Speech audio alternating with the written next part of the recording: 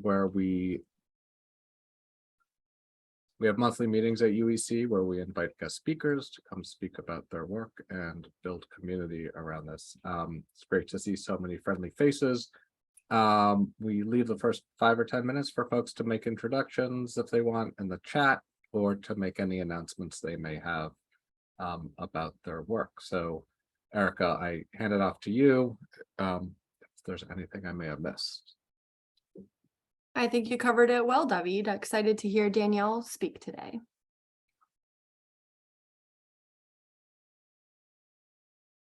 So if there are any announcements.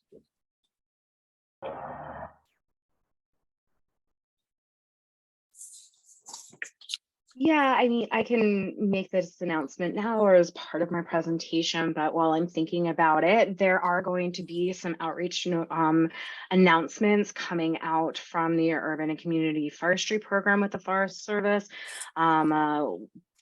The nationwide, we are hoping to bring on some more staff in support of the Inflation Reduction Act funding that's coming our way. And I'll mention it for a hot second in my presentation today. Happy to answer questions, but keep an eye out for that outreach notice. It's coming out. I'll send it to David and Erica or to the group because I can't figure out which one I'm emailing, but I will disseminate it. And people will hopefully get it either for myself or another coordinator. So keep an eye out.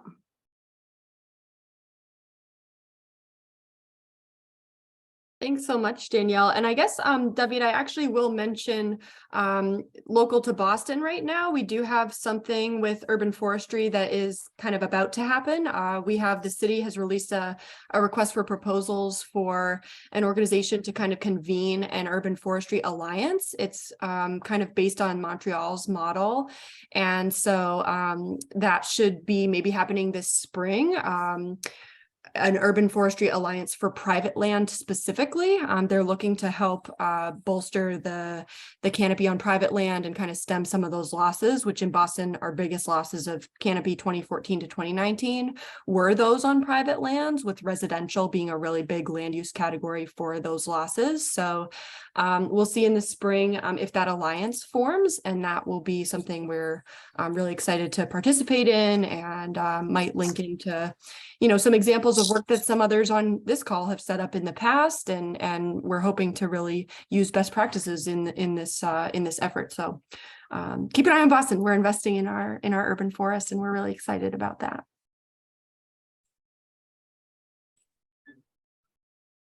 So I'm just going to make a quick plug for a urban forestry conference that's happening in February, I believe it is, with we're co-sponsoring it.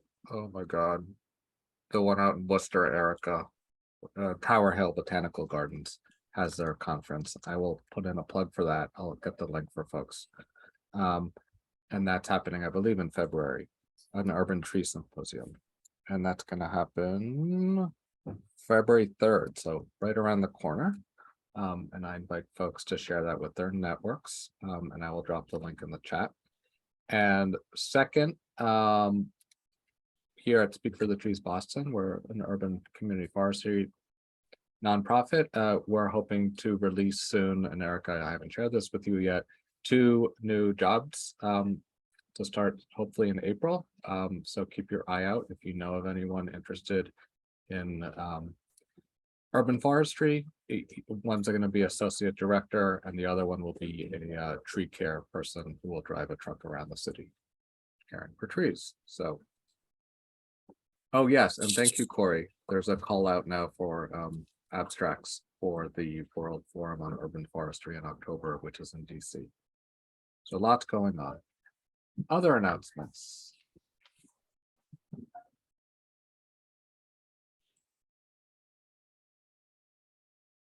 Did this freeze? Or did it just go quiet? Oh. No. There we are. All right. So do you want the honors to introduce our speaker? Erica, or shall I? You can go ahead, David. Thanks. All right.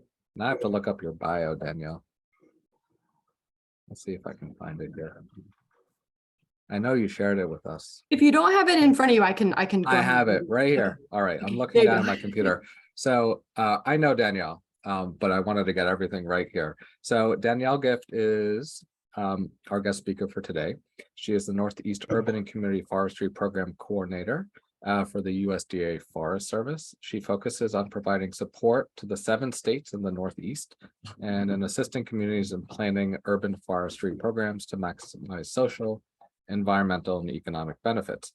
Prior to her role at the Forest Service, she was New York City area manager for Davie Resource Group, leading their environmental consulting operation in New York City metro area, and served in several roles in the Central Forestry Division of New York City Parks, where she started her career. She earned a BS in forestry from Northern Arizona University, very different forests there than here, and her MS in forestry and forest products, with an interest area in urban forestry from Virginia Tech. In her spare time, she enjoys cooking, hiking, traveling, and skating the many turkeys. Not skating the turkeys. Oh, stalking the turkeys in her backyard. Think Rio Rindo, but with 20 wild turkeys. She's a recent transplant to New England, and although she misses her former neighborhood in Queens, she does not miss the sounds and smells because she lives in glorious New Hampshire. So today her talk is the USDA Forest Service's Urban and Community Forestry Program, a coordinated approach. And to that, we turn it up to Danielle. All right, thanks, David. It's so great to see everyone this morning. I see a lot of familiar faces, some of my colleagues over at Parks, so some fellow Parkies, a couple of my state coordinators. So thank you all so much for joining us this morning. So I'm going to share my screen and we'll get started.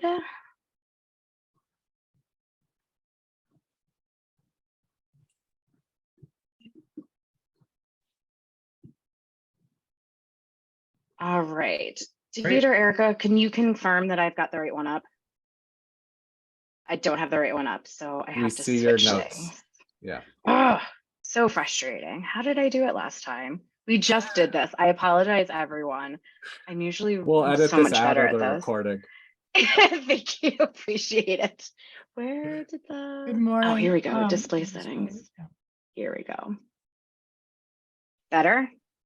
Yes. Yay, okay. Thank you all for your patience on this. Thank you very, very much. I'll go back to my main slide. So thanks so much for having me this morning. Again, my name is Danielle Gift, and I work for the Forest Service. I'm the Urban and Community Forestry Coordinator for the Northeastern states. So that's New York and New England. And today I'm going to talk to you about our Urban and Community Forestry Program and hopefully answer some questions that you have about the program, like how does the Forest Service actually get to work on state and private land? And what do you actually do, Danielle? So let's get started. Here we go. A lot of you on this call know me already. I've been participating with the UEC for the better part of the past decade or so, mostly in my role with New York City Parks Department, or with Davie Resource Group. I'm an ISA certified arborist. I'm also hold the track qualification. I'm a CTSP, and I'm also an MFI graduate. I graduated in 2014 from that program.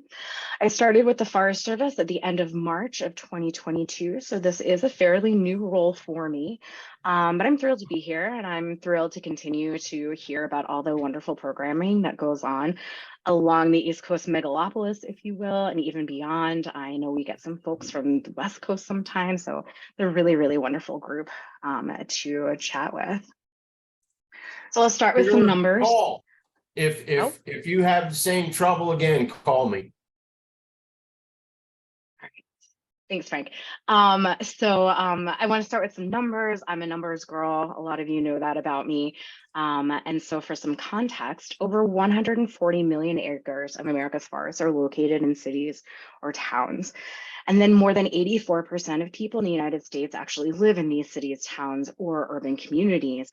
And most of these people experience nature primarily in our urban and community forestry forests. And America is urbanizing at a very rapid pace. When I started my forestry undergrad way back in the day, more than 50% of the US population actually lived in the rural setting. And around that time, from 1990 to 2000, we added an area around the size of Vermont and New Hampshire combined in our urban acreage. And so I'm sure a lot of you have seen these series of maps that show all of the urbanizing that's happened. But when I graduated 4 years later, more than 50% of the US population actually lived in urban settings. So there was this huge shift. And that was my waking up moment. The realization that this population was the one that was exposed to nature by way of the tree that grew in front of their house or in their backyard or at the park right down the street. And sometimes that park isn't that close to them. And those trees all of a sudden became more and more important to me and they needed my help. And that's why I got into urban forestry in the first place. And they will continue to need my help and they will need everyone's help everywhere. And by 2050, they're estimating that US urban growth since 2000, so over the course of 50 years, that area will be greater than the state of Montana. So pretty large area. Okay, so let's soothe ourselves. Let's look at some green. Most of you here have a sense of what an urban forest is. I like to say it's the ecosystem of trees and plants that grow within a municipal or other political boundary. There are many definitions of it out there, but that's kind of how I'm using it here. It's comprised of a lot of green spaces of various shapes and sizes. So we're talking about urban parks, we're talking about street trees, or we're talking about trees in yards in front of buildings. Trees along parking lots, river corridors. That last picture is actually the town that I live in, that's Dover, New Hampshire. They can also be community forests. I mean, nature preserves. There are a lot of different kinds of trees that grow in the urban forest. So for me then, urban and community forestry is the management of a community's forest resource, so of these trees. And this is to enhance the quality of life for the people who live and work within that forest. And one of the common threads you'll see in these pictures that I just showed you are that there are people and trees in the same place. And that's what I'm really, really interested in. Oh, and one last one. Oh, my former home, Astoria, Queens, New York. That is the Triborough Bridge. So what can urban trees do for you, do for us? Why do we really care about all that much? A lot of you have seen various iterations of a table like this that shows the benefits of urban forests. We tend to bucket them into 3 areas: our environmental services, so that's reduced stormwater runoff, improved air and water quality, those kinds of things. Economic benefits is another bucket we like to look at. This includes things like increased economic vitality in our shopping districts, job creation in the green sector, and then finally the third bucket we like to think about is community and social benefits. So improved human health, reduced crime rates, opportunities for recreation, etc. Basically, I don't have to tell this group these trees and parks and green belts provide many benefits. But there are also a lot of threats to our urban forests from land development and topping and other forms of wounding. Our trees go through a lot. And I would argue that each individual tree in an urban setting needs more tender, loving care than an individual tree growing on our national forests. And so with this background, I'll circle back to the topic at hand, which is the Forest Service's National Urban and Community Forestry Program. My goal today is just to give you a snapshot of the program so you understand how it's structured and, more importantly, how it functions to address our urban forestry needs in our communities. I'll begin by mentioning that the Forest Service's program is the only federal UCF program. I'll use the letters UCF throughout because it's less of a mouthful than urban and community forestry. So hopefully that doesn't confuse you. And so we are the only federal UCF program in the country. And furthermore, we actually don't manage any land in this program. We're an assistance program. So we provide financial and technical assistance, amongst other things, to organizations across the country. And of course, a lot of you are familiar with the Forest Service. In fact, our previous speaker, Nancy, is from the Forest Service. We've had previous chairs like Dexter, who also is with the Forest Service. So I'll give you some structural background so you kind of have an idea of where I live within the agency. And I'll also talk about how the Forest Service has anything to do on non-federal land, which is kind of interesting to me too. And so to begin with, let's start at the top. There are basically 3 branches of the Forest Service. We have our National Forest. That's the one that's the most well-known to people outside of our field, really. This is the one that we learned about in forestry school, really, the National Forest System. It's the branch that manages our national forests and grasslands, and has over 90% of the agency's budget and staff resources. And for good reason. I mean, yes, thank you, Dexter. It is where Smokey Bear lives. And so here's a map of where our national forests are.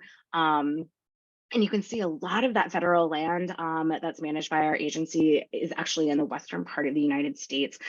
That's something I find really interesting working for the Forest Service and doing urban forestry in the Northeast, because there's a lot less federal land.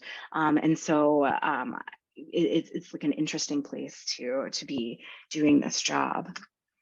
For this agency specifically. Another is the research branch. It is the largest forest research organization in the world, and it has presence all over the country. And that includes our urban field stations. So for example, the one in Fort Totten in Queens, New York is part of this branch. And the research branch does a lot of research that supports urban and community forestry, supports our program specifically. And then there's this little known small branch called state and private forestry. State and private forestry helps to address forestry related threats and opportunities in conjunction with our state and private forest owners. Here's a list of some of the things that we focus on. It has a diverse portfolio, state and private, and a diverse set of goals as well. So this ranges from private land conservation and wood product innovations to fire protection and forest health. And it's within this branch that the Urban and Community Forestry Program resides. Okay, so you've got some structural background. Here's some geography to give you a bit of a sense of place. We have a national team that's located in the Washington office. And that's the WO right there, Washington office. And beyond that, there are 9 regions throughout the country, which you can see divided up on this map. And I'm located up here in this orange circle in the Eastern region, or Region 9. It was also used to refer to as the NA. We merged regions a couple of years ago, and so to zoom in even more, the Eastern region is comprised of the 20 Northeast states plus Washington, D.C. And our headquarters is located in Milwaukee. And then we have 3 field offices throughout the area, each with its own regional program coordinator. So we've got an office in St. Paul, Minnesota. That's the Midwest. That's Jill Johnson is my counterpart there. We also have an office in Morgantown, West Virginia, servicing the Mid-Atlantic states. That's Julie Mayhorter. She's on these calls frequently. I don't know if she's joined us since I started talking. And then of course, we've got the Northeastern region that's based out of the Durham field office, and that's me. Okay, so great, Danielle. Thanks for giving me that history lesson. But how do you get to do what you get to do? I found this completely fascinating when I joined the agency. I was not really aware of this. So every federal program, it has to be authorized by law. And the authorization for the UCF program was passed by Congress in 1978, but then really got its legs in 1990 when the Farm Bill added authorities for our work and specified a significant bump in the budget. So this was just in 1990. I mean, that's not that long ago, just about 30 years or so. I mean, I have some memories of what I was doing back then. I don't want to date myself, but I was in 5th grade. I was just like finishing middle school. I was like big fish in a, I was a big fish in a little pond about to start middle school, rocking out to some Guns N' Roses. I mean, this isn't an old program in comparison to others. And this federal legislation authorizes the U.S. Secretary of Agriculture to provide financial and technical assistance to our state foresters and other organizations for urban and community forestry programs and activities. And with that authorization, we have the following purpose, and that is to provide assistance so communities can plan urban forestry programs that maximize the benefits from those forests. With that assistance, we have a set of authorized activities that are within our program. So remember, I said in the beginning, we are an assistance program, so we don't manage any land. So what we do provide is financial and technical assistance to support these activities. And that leads me all back to my title slide, a coordinated approach. We are a cooperative forestry program. And so here's a list of some of the things that we're really concerned with or focus on in our urban or in the cooperative forestry program. And that means that we rely on our partnerships to invest from the ground up to establish and maintain our community trees. And how do we do that? So let's talk about the key ingredients of our UCF program. We need funds to do the things that we do, and then we need the people to do the things that we do. So leadership and staff and advisors. We also need a plan. So we need to know where we are and where we're going. And of course, partnerships. If you leave this presentation thinking of anything else besides my faith, think about partnerships. That's the key word. So let's start with the money. This is the component that is on everyone's minds these days, especially lately. And if it's not, it definitely will be in the near future. So each year, the federal budget includes a line item for our program. In 1990, we received a little over $20 million. And then up until the past few years, that amount stayed pretty consistently around the $28 million mark, topping off at $36 million last year. And the most recently passed omnibus package, which is basically the nation's budget, included $40 million for our program. So we are increasing in funding, we are growing. About a third of that budget is spent on national initiatives, and that's with the intent of helping everyone across the nation. And then the other 2/3 is devoted to state and local initiatives. So let's start with the national part of the budget. It includes national initiatives like Tree City USA and iTree. And then we have the foundation and backbone of our program, our national staff, our advisory council, then of course our plan. And we also have some additional nationally beneficial programs like annual conferences, webinar series, etc. Here we go.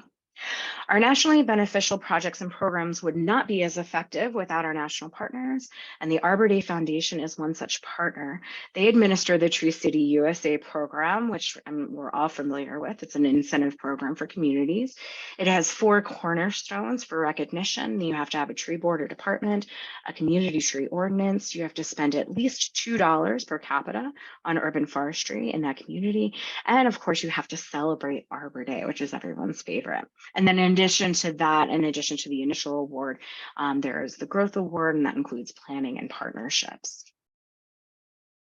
Another national initiative that I consider a national initiative is the Vibrant Cities Lab. This is a one-stop shop for all things urban forestry. It is a run through of our work with sorry. I'm relying on a lot of notes for this because this is still very new content for me, so forgive me. So it's run through our work with another one of our nonprofit partners, American Forests. I have the web address listed on here. If you haven't explored the Vibrant Cities Lab, please do so.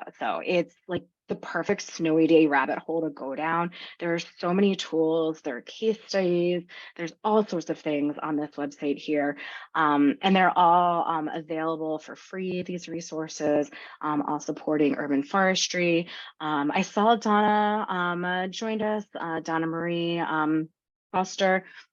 She's also part of our program with the Forest Service. She is involved with the Vibrant Cities Lab, the kind of like the back end of it, as well as Julie Mayhorter.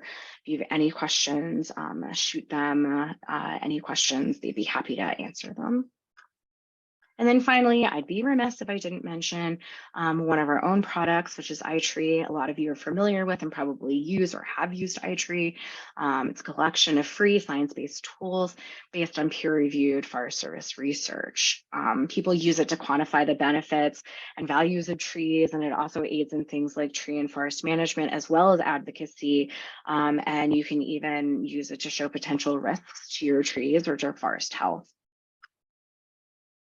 In addition to the national incentives that I just mentioned, our national component of our budget also supports the foundation of our program, which is like our staff, our council, and our plan. And so Beatrice Wilson is our national UCF program leader.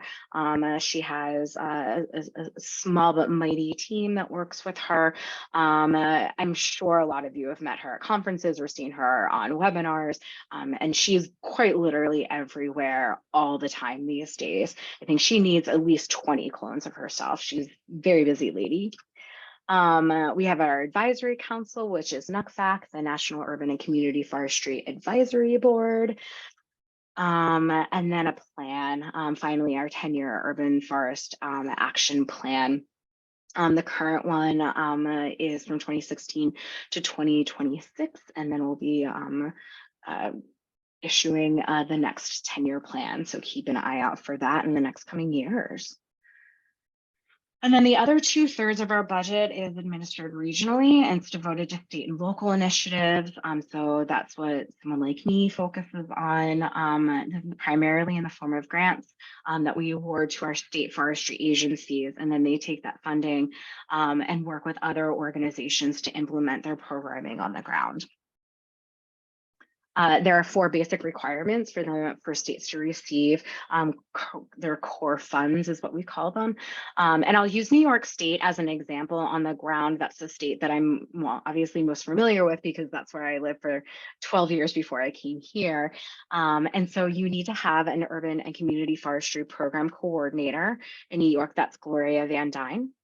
You need to have a volunteer or partnership coordinator. In New York, that's Christina McLaughlin. An urban and community forestry council. In New York, it's the New York State Urban Forestry Council. I saw Steve Harris actually was on here. If he's still on there, hey Steve. He is the city forester for Syracuse, New York, and he's also our current president of the council. So thanks for joining us, Steve. And then finally, you need to have a state program strategic plan. A lot of states like New York, they pepper their urban forestry program throughout their state forest action plan. So these are the requirements, but beyond that, there's a lot of flexibility to develop a program that best suits the needs for each state. And the state delivery model provides grants to organizations and provides educational material.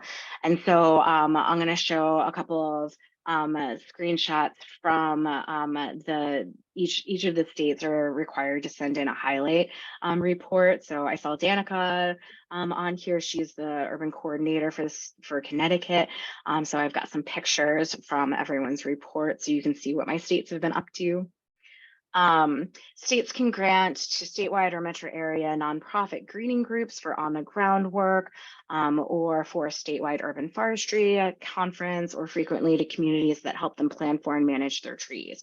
So things like completing a tree inventory, like this one that was done in New Hampshire, or writing a management plan, or planting or caring for trees, sometimes training. So in New York State, they did a day of safety for the first time with help from their state council. Basically activities that will help them reach the Tree City USA status. So here's one in Rhode Island. They do a tree giveaway every year. In Vermont, they look for their big trees. I mean, that's just like one of the impressive pictures from that report. So these are all things that will help them reach their Tree City USA status, amongst other things. So that's how the program and its funding ends up benefiting urban and community forestry efforts on the ground. And we're just one of the pieces in a successful program. And we need partnerships and people like you guys on this call to help us get that work done. So I am going to wrap up my presentation with the good news, the big news, like the biggest of the newses as of lately. I'm sure a lot of you on this call may have joined this just to hear about it. So apologies for just the one slide. But I couldn't talk about our UCF program without mentioning my good friend Ira. This year, Congress passed the Inflation Reduction Act. It includes $1.5 billion to provide grants through our program for tree planting and related activities, with a specific priority placed on projects that benefit our underserved populations and communities. We have never had investment like this. We've never had so much attention placed on our urban forests. It's super exciting. I can think about like 1.5 billion reasons why working in urban forestry right now is the best place to be. So I did want to bring that up, just in case you hadn't heard about this slew of funding that's coming our way. And so that is all I have for you today. Thanks for having me. Here's my contact information. Please reach out if you have any questions, or if you need a connection to someone else within the agency. And then my next slide, I'll put up a list of resources for you to check out. And that's all I have. I'll hand it back over to David or Erica. If anyone has questions, or if you want to. Yeah, Whatever. thank you. Before we'll share out, if you could share this slide deck with us, Danielle, that would be great. Absolutely. People could have the links, but also I know sometimes people like links right away. So could you cut and paste those links and put them in the chat? Absolutely. Would that be possible? Okay, Yes, great. I'll stop sharing and I'll drop them in as Thank we're you. moving on. Yeah. All right, so a lot to talk about, not just 40 million things, but 1.5 billion things. So we have a nice amount of time to pepper Danielle with questions and comments, and I just open up the floor, and if people are comfortable going back on video, that would be great. Makes it feel a little more like we're getting to know each other. So feel free to ask away. And I saw it in the chat, just to make sure that Frank's question gets answered, was Frank asking about the national maps, saying they looked a lot like NOAC's circa 2000 planting priority index maps. Where can we find those maps? Could we get GIS files? Frank, shoot me an email. Yes, I actually stole those from one of Dave's decks. So good eye. So yeah, I can connect you. I don't know. I'll find out if we can provide those layers. Dexter and Nancy might know better than me. I'm not quite sure. Put you guys in a hot seat too, since you've been with us a little bit longer than I have. I wonder if those reference papers have a link to that as a supplement. I bet they do. I'll look for it. But yeah, Frank, if you send me an email and I can dig that up for you.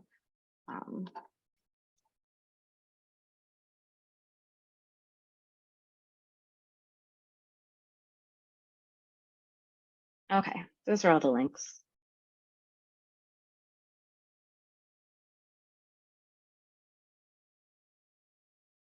I'm looking at Anna Pickett's picture and it looks like she's raising her hand, but she's just waving.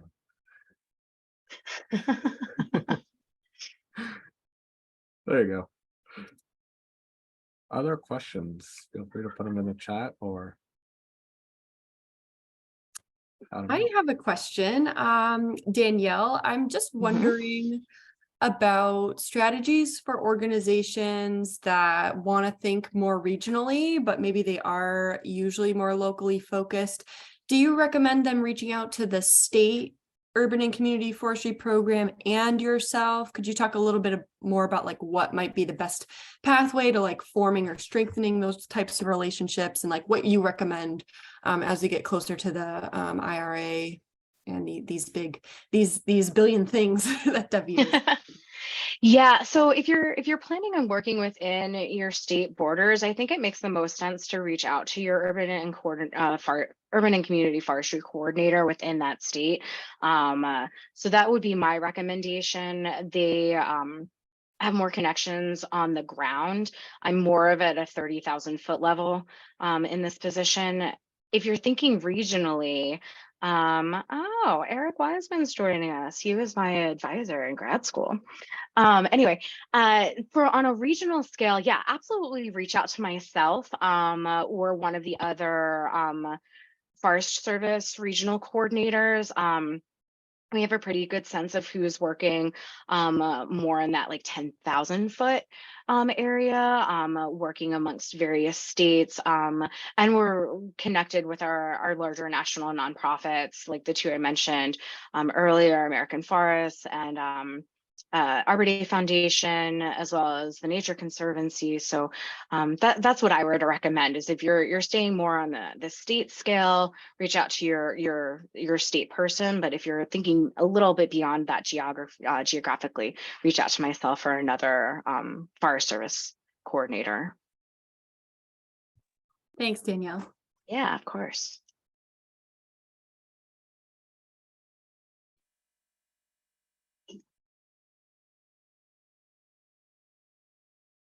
One thing I do want to know, because I'm looking through the chat as well, and I'm seeing the note about from Corey about the World Forum on Urban Forest that is happening concurrently with Partners in Community Forestry. I don't know if that was mentioned, but I do want to make that clear. So those events are happening together.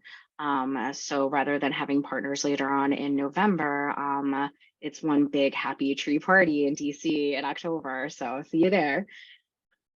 So we have a question here from Karen Cox. She Okay. said they just completed a forest inventory for their parks, and they have management plan suggesting budgeting of, and then she has some numbers in here, 124,000, 172,000 for the second year, and then 143,000 for the third year to catch up on backlog maintenance. Will these grants, and I'm assuming she means grants from the US Forest Service, be available to help pruning? So that is a potential activity. That's one of our authorized activities, falls under tree maintenance. There are kind of two ways that you could approach this. One would be to see what grants are available locally within your state. And then the other would be to apply specifically for IRA funding. One of the things that I want to make people aware of is, it is $1.5 billion. So we are going to need everyone's help in trying to get this money spent, because we definitely need to make sure that every single penny of this funding is spent by 2032. So we don't have a lot of time. Working with other partners or working with your state who may have a larger grant, because we're not against issuing a $5,000 grant, but that doesn't help us spend down this money.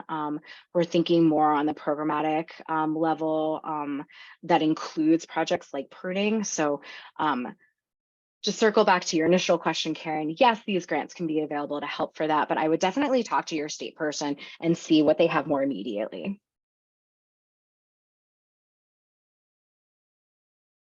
Then there's a question here from Jack that I think is the question on everyone, at least on my mind.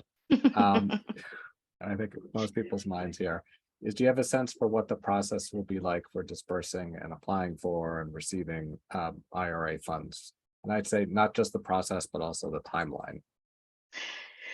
Yeah, so we don't have an official, internally we have a timeline for sure. We don't have an official one that we can share with you just now. I mean, obviously we are working as super fast as possible to get our ducks in a row for this. We are actually the first program that's specifically mentioned with funding to start getting things out the door. So we are working fast and furious on this. It is a competitive grant program. So you will be applying. So a couple of things. Thanks for your follow-up question, Jack, because I think that I can answer that more specifically now. Things you can do to start preparing. So I mentioned with Karen's question that we are really focused on proposals that are talking about a body of work or a program of work, as opposed to an individual project, maybe one that only lasts 2 years. These are 5-year grants. That's the maximum length that we can have our grants. So they're 5 years. We're looking to award about a third of that money within this first fiscal year. So that is something to think about as well. My advice is to think about who you're partnering with, who your partnerships are, what relationships do you have already that are mutually beneficial. And again, like think big, because we haven't had this opportunity before. So I'm saying shoot for the moon, land in the barn. So yeah, really like go big. Think about something that you've always wanted to do. The bill specifically says for planting and related activities. So anything that is one of our authorized activities within the existing urban program would be appropriate for an application.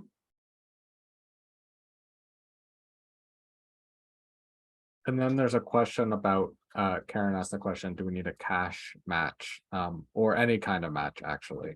Because there's also volunteer matching, I know, for some of these programs. Yeah, so there will likely be match waivers available to apply for, especially if you are working in underserved communities or with underserved populations. Keep that in mind. We are a Justice 40 recognized program. Justice 40 is an initiative from the Biden administration that really is talking about directing 40% of the benefits of urban or of federal programs to underserved communities. So that can be in the form of cash money, but also in the form of technical research, technical support, education, training, that kind of thing. And so 40% of the work that we do should trickle down to these underserved communities. Erica just put the link for the Justice 40 program or initiative in the chat. Check that out for sure. So this is really what we're hanging our priority. Like that's what our focus is. We're hanging our hat on that priority. And so there will likely be match waivers available if you're working with those communities. Underline likely. You still have to apply for them.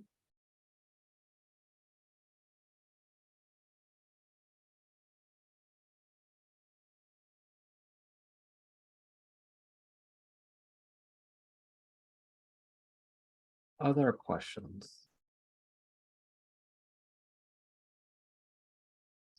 So I have a question that maybe people here who work for the U.S. Forest Service can sort of give some context to. I know at least in Boston and a couple of other cities, there is an urban, can't remember what Jesse Scott's role title is. Connections. Yeah, the Urban Connections program.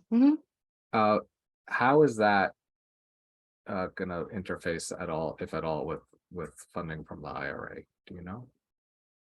I don't know specifically, actually. So Urban Connections is a program that is really focused on connecting national forests to the communities that are in and around them. And so the connection to Boston is with the White Mountain National Forest and maybe as far as the Green, which is in Vermont, a little bit further away. But the idea is to make that connection between the national forest and with local communities. We work closely with Jesse, and so I imagine that he'd be one of our advocates in talking to people about their urban and community forestry programs. We don't have a lot of urban connections cities. Boston, I think, is the only one in my footprint, at least. So TBD, we'll see. But he obviously is aware of what's going on.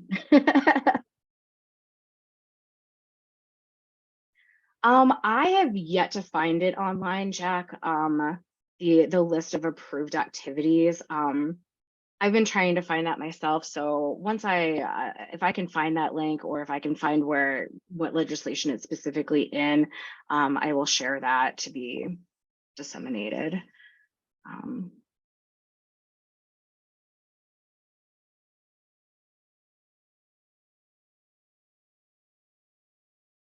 course.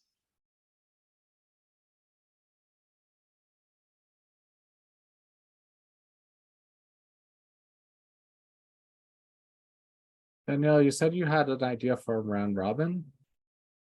Oh yeah, so we've had such really great meaty presentations on the past couple of calls that I've been on, and so I just wanted to make sure that we had some time if anyone wanted to like go around and share a highlight of their program. There's a little bit of opportunity for that in the beginning, but if anyone wanted to share, just wanted to leave some time for that too. I love that idea. Why don't we just see if there's any more thoughts or questions?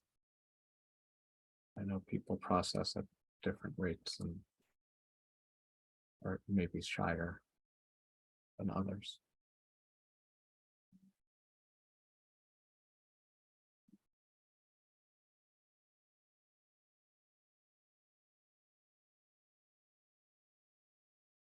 This is my, I used to be a high school teacher and you're always supposed to have 30 seconds of awkward silence.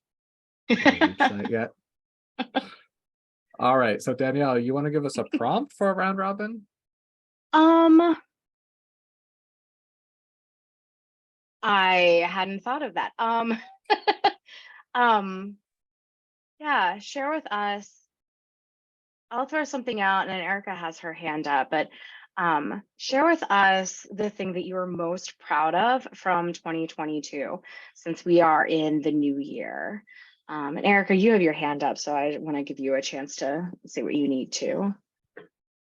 Yeah, I'll answer that prompt too. I'm of course proud of my Arbor Day plantings in Franklin Park. Those are like my babies. They're all still alive, so I'm very excited about those trees. Very small. But I also started on the side as an arborist trainee for a small business in central Massachusetts. So I've been actually doing some residential urban forestry, like with private landowners, which is, I'm really proud of myself for that, for continuing on the path and like, you know, going for ISA this year, I think. And then I just wanted to say that there was a really interesting Google group conversation in our group this week about data collection and tree inventory. So I'm really excited about that. There were a lot of great resources, and for anyone who might have not seen that, folks were talking about Survey 123 and the Healthy Trees, Healthy Cities app, and a lot of you know, other apps that have been created for tracking trees and tree maintenance and condition and different things. I guess one of the things I'm most excited for in 2023 is to see how we can get on board with using similar methods so that we can do things like, I think what like Dexter does and others in the field who are able to combine large data sets and really learn from what works in other places and kind of not reinvent the wheel with data management, saving a lot of people time, but also letting community foresters engage with their local trees to a greater extent and not have such a lofty, like scientific method, like million question form for them to fill out. So yeah, really excited about tree inventory, and I think other people are excited about that too. So I'll stop talking now. Everybody else can go with what they're excited about and what their favorite things were from 2022.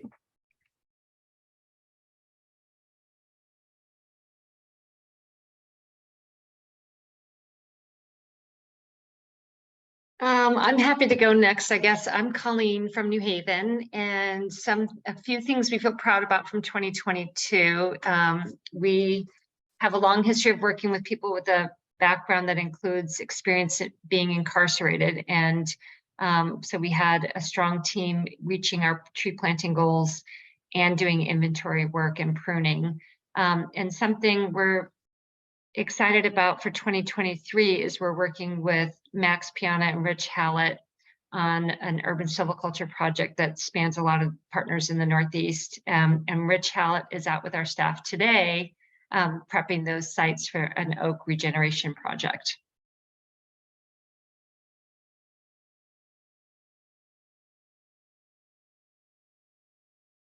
So I'm passing the baton to whoever's ready.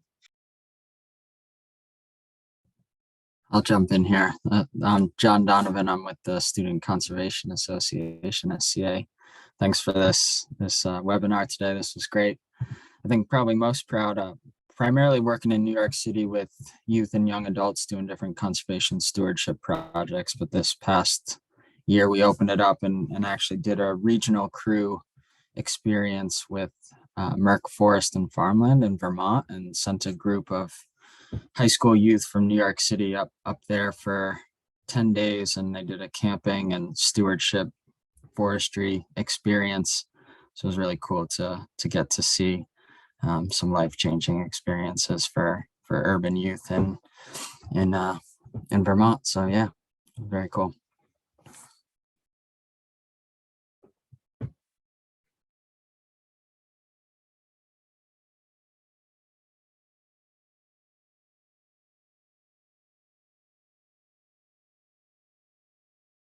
I'm Dexter with the U.S. Forest Service in Baltimore. Colleen and her team have sent me some fantastic data relating air temperature collected by bicycle to high resolution land cover. And what was really exciting in 2022 is that we finally finished analyzing that. Now there's a lot of work from urban meteorologists trying to model air temperature, which is very different from surface temperature. And it gets really complicated. And we sidestepped that whole issue by just measuring the air temperature better. And trying to associate that with tree canopy. And so the previous studies have done that, have looked at like a single day, and we have 156 days to draw from. So I think the analysis is going to provide a lot more confidence in how trees reduce the urban heat island effect, but most relevant at scales and at ways that you and I experience them, not surface temperature, but air temperature, and also the type of measurements that are relevant to plant stress in an increasingly changing climate. So really excited to have cracked the nut on the analysis there, and hope to share those results more formally in the future.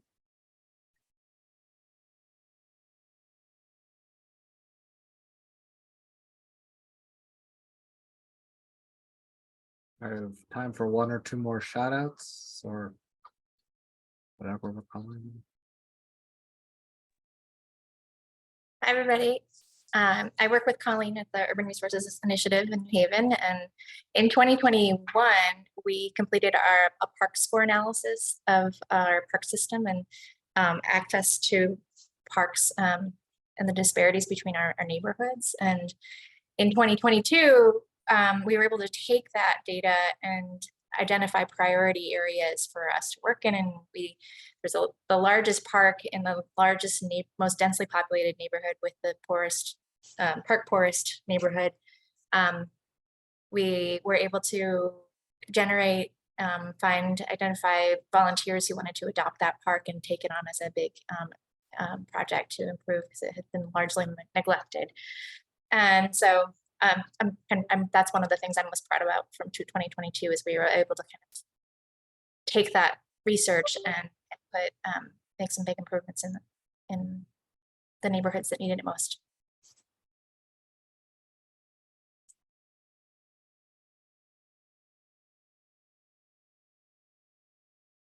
Well, we are at time. It is 11 o'clock. I want to respect people's schedules. So we'll see you next week. Erica, do we have something on the docket? I've been so MIA recently. Next month, you mean, David, or should we Sorry, meet weekly? We do have Next someone month. on the docket for next month. I think we're Thank looking you. at a kind of soil and insect person who's also interested in trees from UMass Lowell. So we will confirm with her and we'll see everybody then. And it was so great to hear from Danielle and to hear points of pride from everyone in this group. Really always looking forward to UEC and what this group will do next.